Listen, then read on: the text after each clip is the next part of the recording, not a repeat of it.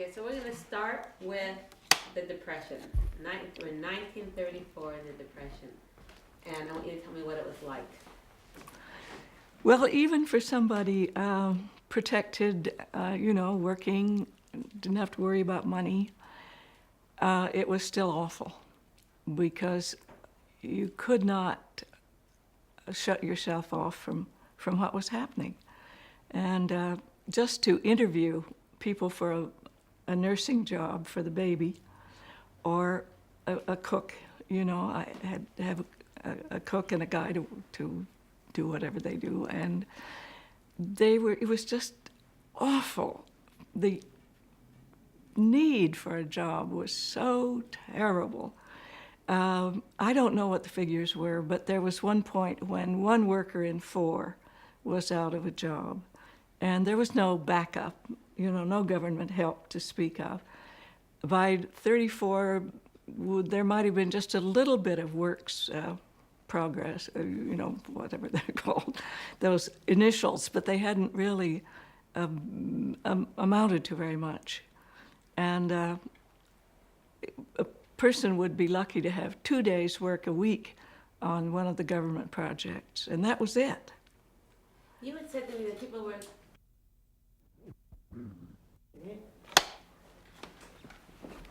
Okay, tell me what it was like during the Depression.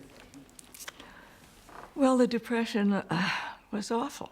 Even if you were not scared, not scared for yourself, as I wasn't. I had a job and enough money, but you couldn't escape it. It was everywhere. And, a quarter of the people in the country were out of work.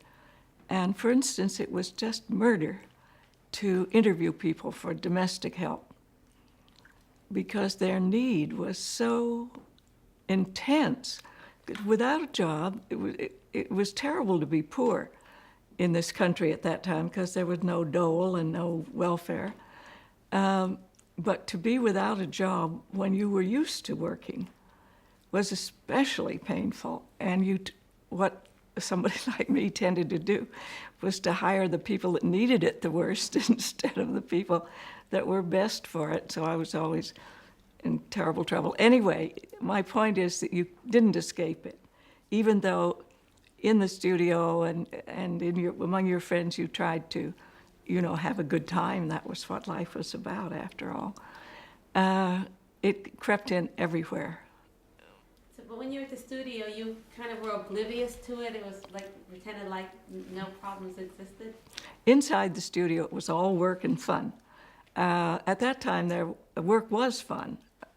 Most directors wanted a happy set, and there was still music. For some people kept music on the set, hangover from silent times.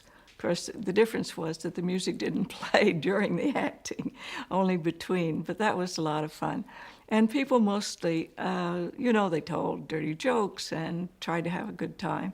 So that was the atmosphere you found inside, pretty much not conscious of the real world, not conscious of what was happening in Europe or what was happening, with the farm workers or much of anything. Okay. Can you tell me a little bit, now that we're talking about being inside the set, what was it like working at MGM? Well, the work itself was fun and interesting and scary sometimes, but mostly very exciting. The publicity and the endless costume, standing up and having pins put all in you, and you didn't get your lunch hour, and the hours were awful. That part of the business was hard, I think. And being so tired was hard because there was no protection. You could work 14, 16 hours and then go home and come back and without any particular rest period. And but mostly it was fun, and Metro was very proud of being Metro, and you got to see all those exciting people, and you even got to work with them, So it was exciting for a young contract player. I mean, we get this image that it's all glamorous and, the life of a Hollywood star. I mean, was it like that? There wasn't very much glamour to being a contract player. You worked like crazy all the time. You were either working or doing publicity or doing costume changes. And it was hard, and it wasn't particularly glamorous. And people didn't feel glamorous, and they certainly didn't behave as if they were glamorous. The people, an awful lot of them came from the theater anyway into movies, and the stars and the important players were darling, almost all of them. They really were. It was not fashionable to be temperamental. Very, very few people behaved badly. One reason, because you didn't work very long if you didn't get along with people. Okay. Tell me about, but did it ever, I think you might have mentioned that sometimes it felt like a factory, or did it feel like that? No, the thing, it was not like a factory. It was like, oh, I answered you. Well, we'll cut that. Being in the studio, there was a lot of, there were politics, and there was a lot of stuff I didn't understand and I didn't want to know about up there in the big offices. You know, I didn't like any of that because of the feeling that you were so terribly controlled.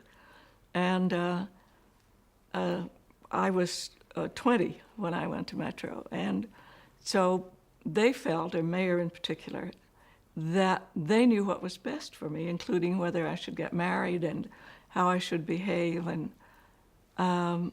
not that I was doing anything very interesting, but they felt total control, including my relationship with my family, what guys I should date, and this kind of thing I found infuriating. And I hated it. I didn't think it was businesslike, and I still don't think so. But that was rough. And what about, was there political control? Was there a political atmosphere too, or was it mostly social control? There were inter politics of the studio, that is, what producers were getting ahead and what cliques were doing well and so on, but I didn't know about that. So far as politics, it was pretty Republican on the whole. I think. There may have been Democrats, but I didn't know about them, if there were. Certainly no radicals at that time. But like during election, actually in particular during the 1934 election, did they make it clear what they felt was best for you to, who to vote for, or what political stand you should take? No. Okay, so you know. Tell me about being a working mother. Well, being a working mother in 1934 was easy in one way. It was very easy to get help, and very good help. It was expected that a nurse lived with the family. It's true that she got a day off a week and half a day on Sunday. And you had to have a relief nurse. But help was cheap. And good. That was on the the good side, if you can call it that.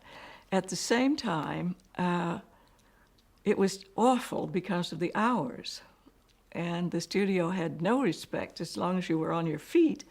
They didn't care what shape you were in, and they didn't look out for your health or any of that. And we worked extraordinarily long hours. There was no guild, at that time. And the cameramen didn't have a union. It was just a company, and they did as they damn well pleased. And there were two people on our lot, Garbo and Wallace Beery, who had it in their contract that they went home at 5 o'clock. Nobody else had any say about when they worked and how long. And anyway, that's one of the reasons we got a guild eventually.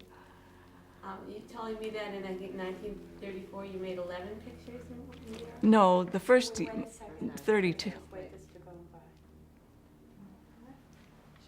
Okay. What?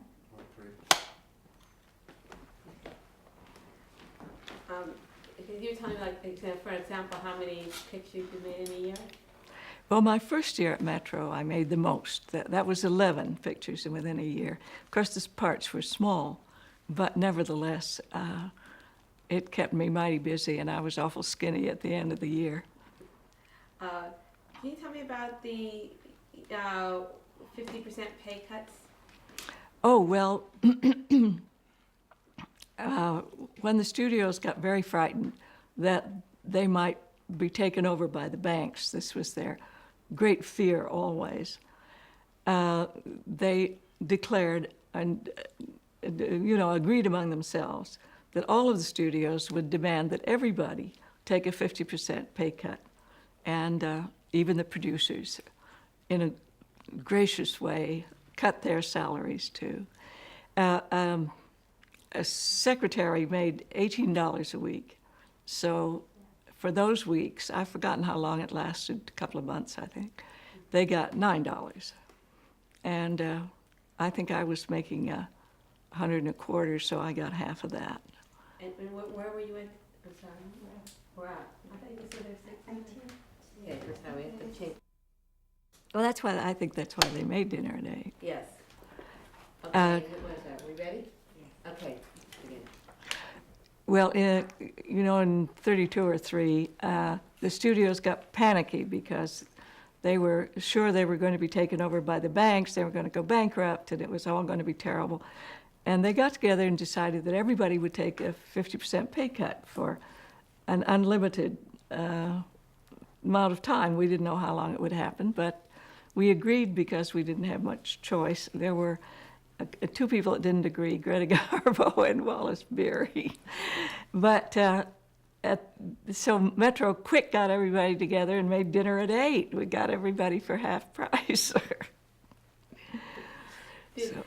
I understand, I've talked to a couple of people, and I don't know whether you felt this at all, but that the 50% pay cut, was when, and the Sinclair campaign and the studio's reaction to that, it was just kind of compounded, each other.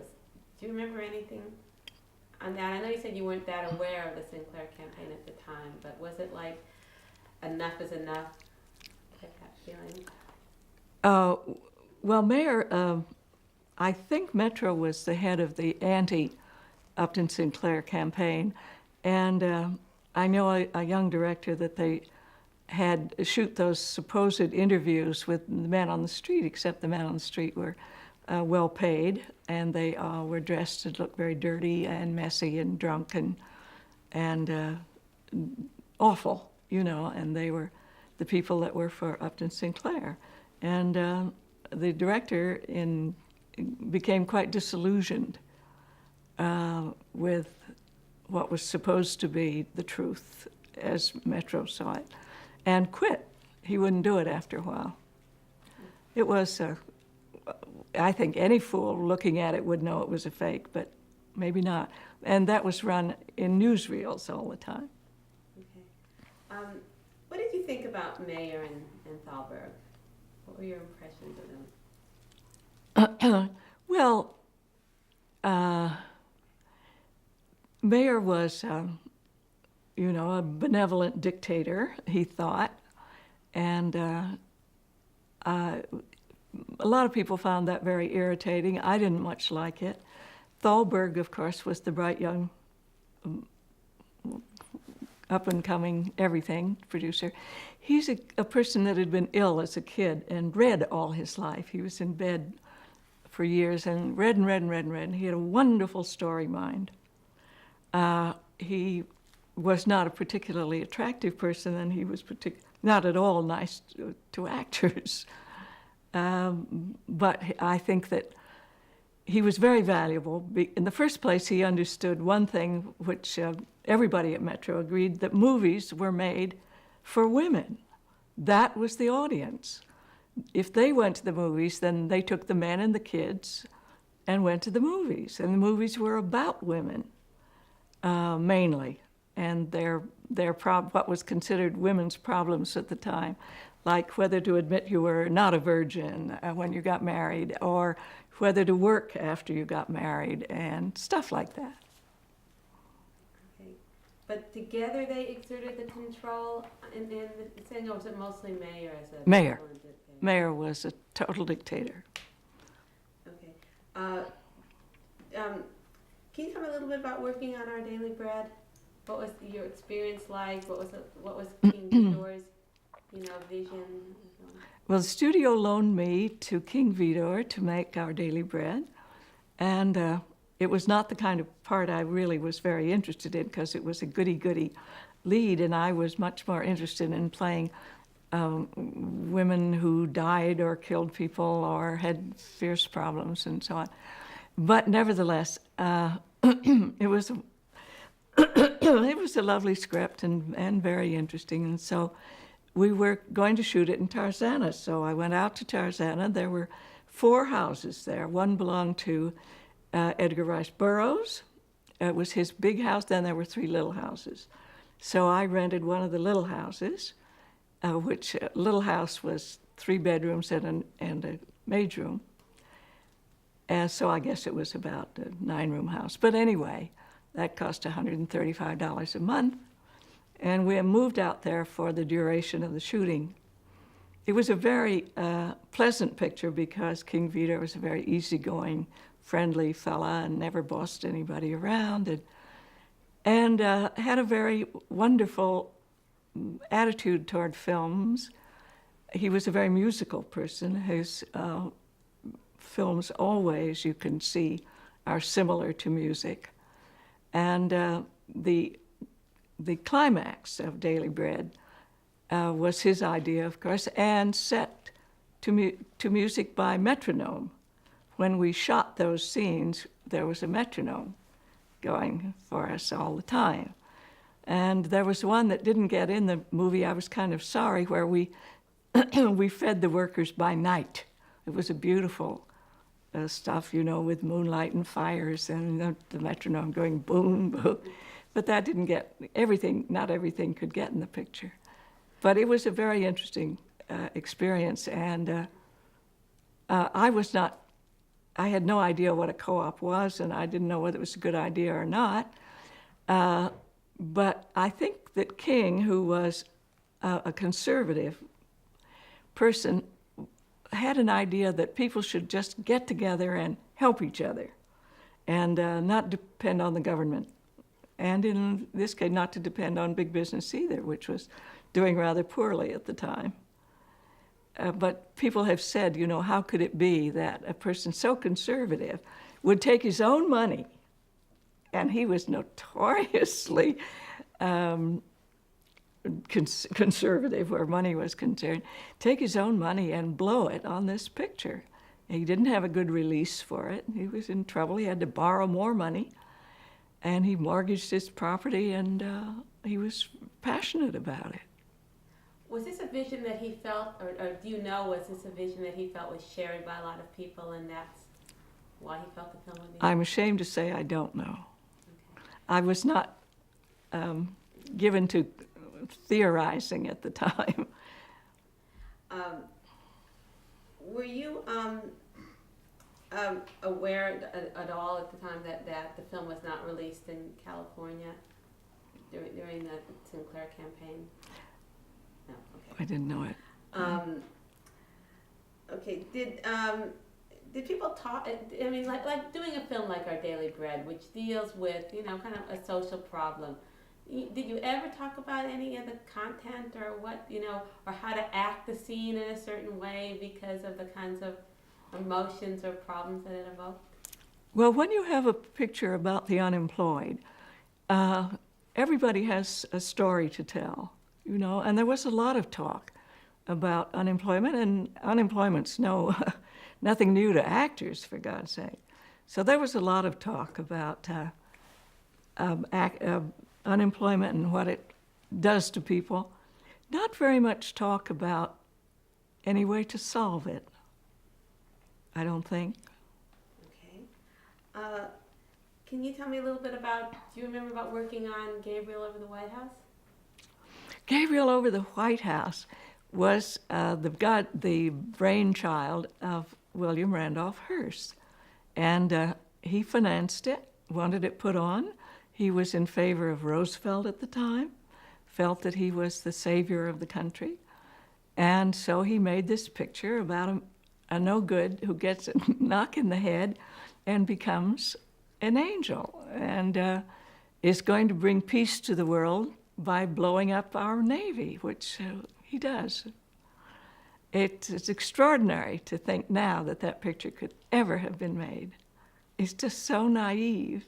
And to think of Hearst as a naive person, you know, seems ludicrous, but there it was. And do you remember what you felt about working on that film? About your role? Oh, I don't know. It was fine. I liked it. So All the people were nice. It was wonderful to be with Houston. And Francho was darling, and it was fun. So you didn't, that wasn't like a goody-goody role or something, it was more No. the kind of role you liked? Yeah, it was a little better. Okay. Can you tell me, can you tell me your favorite film to work on? What film did you like the best? Well, I think I liked Arsène Lupin the best. It had the two Barrymores in it, John playing Arsène Lupin and Lionel playing the cop that's out to get him. And I'm a police spy, and I get all dolled up, and we have a big romance. And in the end, you know what happens. Lionel forgives him, and we go off into the sunset. But it was fun, and they were so darling and funny, and Jack was on the wagon, and it was just a lovely experience. Okay. I don't think I was any good in it, but I had a lot of fun. I want to get back to the idea of where it was a working mother, because I remember before you had told me that, you know, having a child, even though you did have help, meant that the moment you were done, you just felt like you had to rush home, and you know that you weren't thinking about the other things that were going on. Is that true?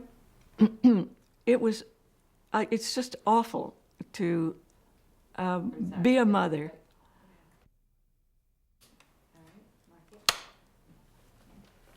Okay, we're rolling. Okay.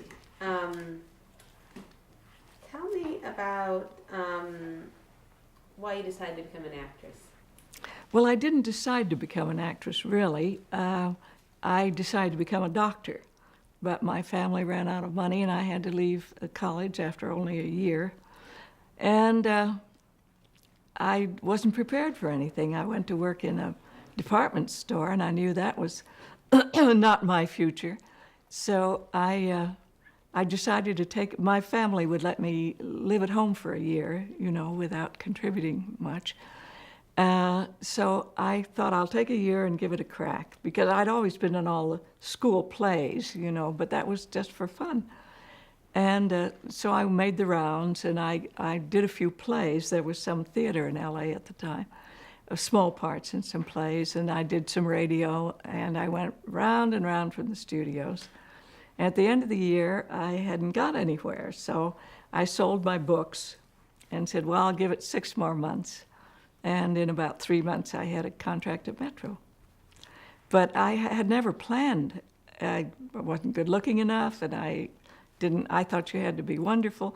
And there was some very poor acting going on at the time. That gave me courage. But I mean, was it this? I mean, you know, the image you have of Hollywood at that time is, you know, you get discovered like working at the, you know, local cafe or something, at the diner, I guess it would have been at that time, and you know that Hollywood was some place where you could 1 minute be a poor unknown and the next minute be living in a mansion or something. I mean, was that kind of true, that those things were possible then? Once in a long time, somebody is discovered. Somebody just thinks, gee, what a great face, or what a lovely person, and said, do you want to be in the movies? But that's very, very rare. most people slug it out. They work in the theater, they work any place they can, they become assistant stage managers and make the rounds and do their best, and eventually they get a break. Were you at all attracted by the glamour of it or the money, or was it just really a job to you? Well, it's hard to say. I knew that the money would be good if I got a break. I mean, better than working in a department store. And it was fun. Acting was always fun for me. And I just thought I would take this wild chance. What can happen? What have I got to lose? But I suppose having done it always, from the time I was a little kid, I was always in some kind of play or other. I suppose I had a stronger attraction to it than I realized. Can you tell me this last part again? Instead of saying saying acting or being an actress, you're telling me, since you always, from the time you were young, were always in plays, you had a strong attraction to being an actress? I just want you to just repeat it again, please. Oh, well, I hadn't ever, as I told you, planned to be an actress, but since I had always been in something or other, some church play or school play or the Girl Scout play or something or other, by the time I finished high school, I had done a lot of stuff, and also I'd taken a lot of courses. I took some more courses when I was in college, and they all tended to be theatrical. But that was my idea of fun. I didn't dream of doing it seriously. Okay, great. And why did you leave Hollywood? What was your reason for deciding to leave? Well, not to leave Hollywood per se, but to leave MGM. Well, I'm probably the only, living now certainly, but I mean even 40 years ago, the only living person that broke a Metro contract. I resented the terrible paternalism. I just could not bear it. And I just wanted to be freelance. And so I told them I didn't believe it for 2 years. And after 2 years of just loaning me out and not using me themselves, they thought I would change my mind. I got out. I know it sounds absurd. I'm sure if I had had any sense, I wouldn't have done it. But I was young and headstrong, and I didn't like being bossed around. I mean, this kind of bossiness, I mean, was it something that, what was it, I mean, how did it, I guess it's kind of hard to understand that. Can you Well, explain a little it was because Mayor thought he could tell me not to get married. And I didn't think that was any of his business. And he told me I ought to listen to my parents, and I finally got mad, and I didn't tell him I was mad. It probably would have been better if we'd fought it out. But I just sulked instead and decided I wanted out. And was it hard to be freelance with the studio system at that time? Was it hard to be freelance? No, but you didn't get the good jobs. And I didn't want to sign a contract with anybody else because it would have been the same thing all over again. So I just, I could always work, but it wasn't the really good stuff. Okay. Can you tell me just, and I know that you didn't hear much about it, but can you tell me anything that you remember at the time, what you heard about Upton Sinclair or the governor's race? Was there any little bit that you heard about it? Or were you aware of it? Well, the treatment of Upton Sinclair was disgraceful. And I think any intelligent person knew that the campaign against him was a fake, and that all these things they said about him were not true. And the people that they interviewed were actors or something, I don't know, extras maybe. And but it was so unfair. It was just lousy. But so many people were afraid of anything smacking of socialism that they were frightened. And nobody knew what to do. the system had never fallen apart that badly before. There had been bad times, but never on this worldwide scale. People were petrified. They didn't know what was going to happen. And it was just a very fearful time, easy to frighten people.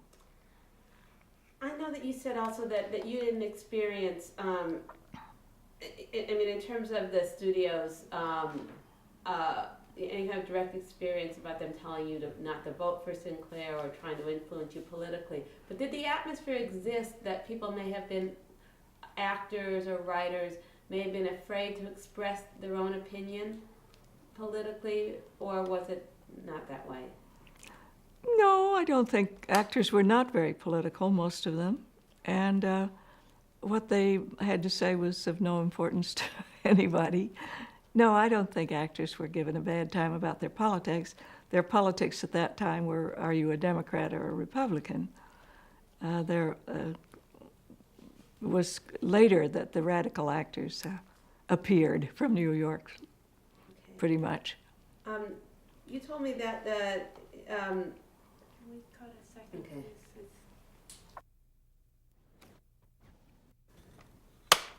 I'd ask you about being a working mother in Hollywood, but what was it like being a woman in Hollywood?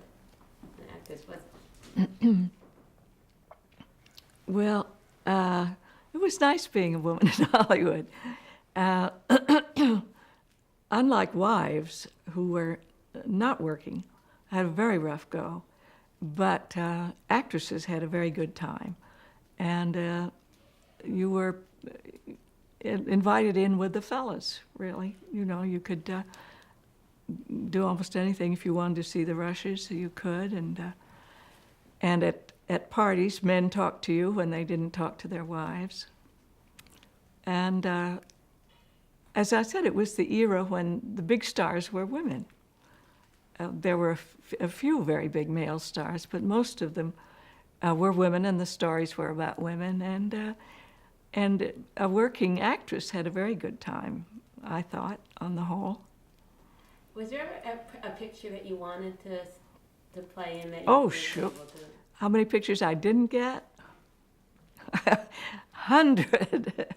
100. No, you very rarely got the ones you wanted the most. I wanted to play Imitation of Life, and I didn't get it, and lots of things. Okay. And that was that have anything to do with your decision to leave it all? No, well, not really. I don't expect to have choice. When you've only been there a couple of years, it would be absurd to think that you're going to have a choice of scripts. I didn't expect that. I like people to be. Wow, okay. All right. That's a cut. That's not interesting anyhow. Can you?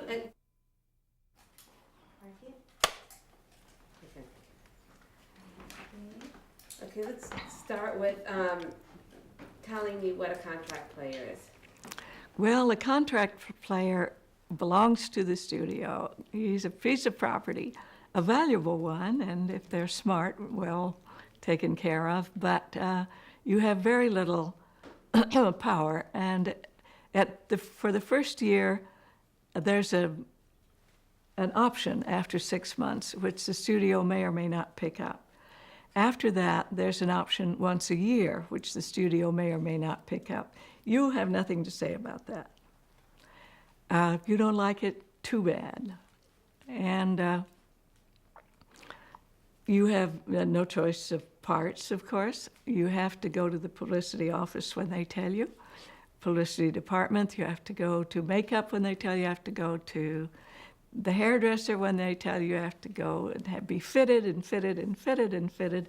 And if you happen to need to eat lunch, that's too bad, because many a lunch you ain't going to eat. You will have something standing up, and that's all. Some people can adjust to this, and some people can't. I didn't mind being bossed around where work was concerned. I just didn't like being bossed around where my personal life was concerned. One thing they did that's a wonderful training is making tests for other people. When you're a young contract player and they want to see somebody in a scene, then you play the scene with them and it's photographed. Like I did Clark Gable's first test when he had teeth that looked like that and ears that were out to there. And lots and lots of people that later became Metro contract players, you know, and an awful lot of people that never got anywhere. But you played all kinds of scenes and all kinds of parts, and nobody would ever see them except the studio personnel. So it took the nervousness out of acting, and it's an excellent, really, really great experience, and I don't think young people get that anymore. Okay, great. Tell me about a little bit of your family's attitudes about the Depression. Well, when the bad times came, my father said, you know, socialism, he said, is a wonderful, wonderful dream. But if you took all the money there is and divided it equally among all the people, in about 4 years, it would be back in the same hands that it's in today. And when my mother was upset because a friend that I had known in school had a husband who could get only 2 days' work on a government project, and they had 2 kids and they were living on that. She said, if you really want to find work, you'll find it.